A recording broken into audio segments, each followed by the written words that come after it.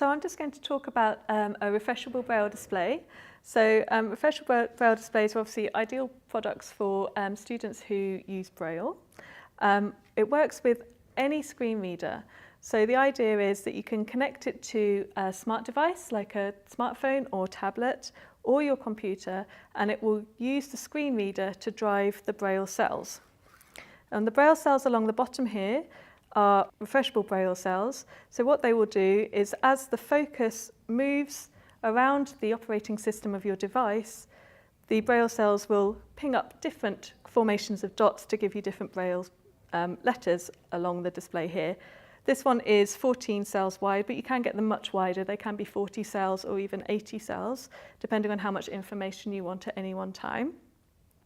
So as I say, they're driven by the screen reader. So on iOS, it's something like VoiceOver. On a computer, it might be something like JAWS. And the information you're being given audibly is the information you're being given in Braille. What's ideal with this, particularly in an education setting, is that students are being given static information. So instead of having to listen to a linear level of audio information, they're getting static information on their Braille display. So if they're doing something with data, for example, it means that numbers are a lot easier to read.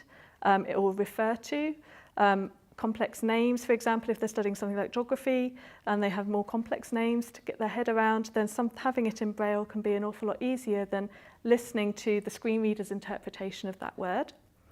Then just to talk about some of the other buttons on here, we've got Braille input. So this is where you would input your Braille text.